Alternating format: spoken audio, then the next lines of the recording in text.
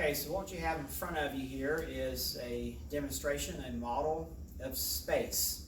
So this material, this black material or spandex material, represents space. That space, typically think of between the Earth and the Sun. It could be between the Earth and the Moon. It can also be between me and you, between each other. So this space is pretty cool. It's last 5 or 10 years, they've actually determined there's this thing called a Higgs boson field that actually kind of makes up space and determines when particles hit it. That momentum determines whether it becomes something maybe like this bowling ball, or me and you, or it could be like light itself.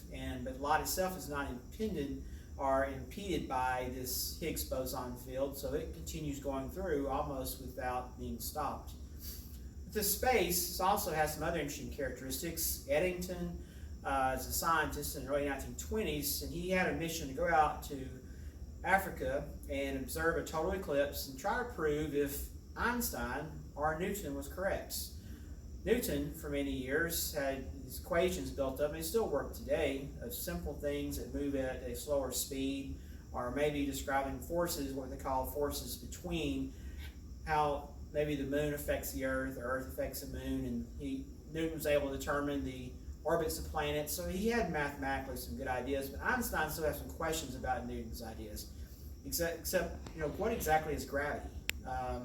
Is it a force? A force we think of like a string pulling on something, maybe pushing onto a wall or something like that. So Einstein thought deeper, trying to figure out exactly what gravity was. So this bowling ball represents the sun, and I got this at a bowling alley where they were throwing some away. And so this sun, if I put on this fabric of space, notice it sinks. And if you look at it, basically everything in the solar system is like a gravity well.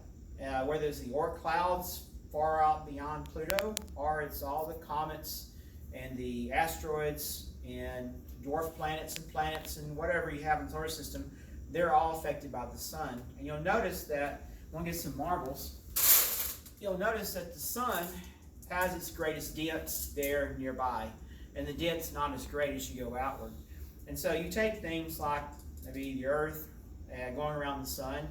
If it wasn't moving, if the Earth was not moving at all, as we typically think the Earth moving, revolving around the sun, but if it wasn't moving, had no motion whatsoever, it would simply go into the sun.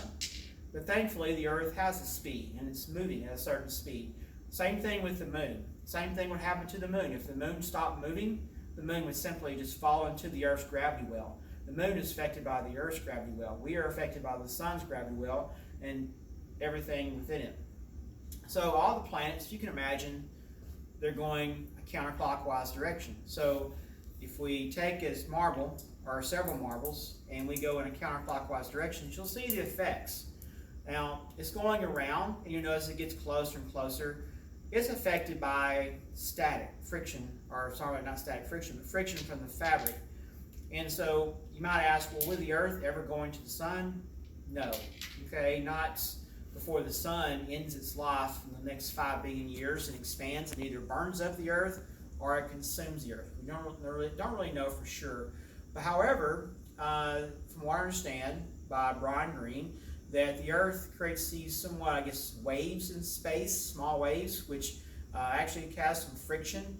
And so when, I think he said something about 100 billion years, something like that, huge number, the Earth would eventually slow down and go into the sun. But again, we're going to be destroyed by, bad news, right?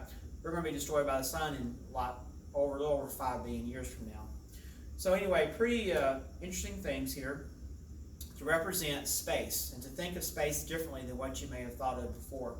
Another thing that happens with space is that, by the way, I was going to say, so if you wanted to leave the gravity well, how do you do that? Well, NASA has to figure out a way to make the object go fast enough to kind of what they call the escape speed, and be able to escape the gravity well. So for example, if I don't give enough speed, of course it just keeps going around and around, or if I give plenty of speed, if I get enough speed, eventually towards the outer parts here, it will leave the solar system, like the Voyager probes. So let's look at what would happen. Let me get this bowling ball off.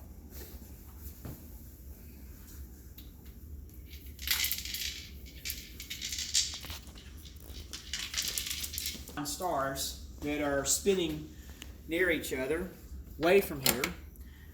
And so you would have what they would call, they would create gravity waves. But again, it has to be massive objects that are spinning by each other to cause this disturbance in space.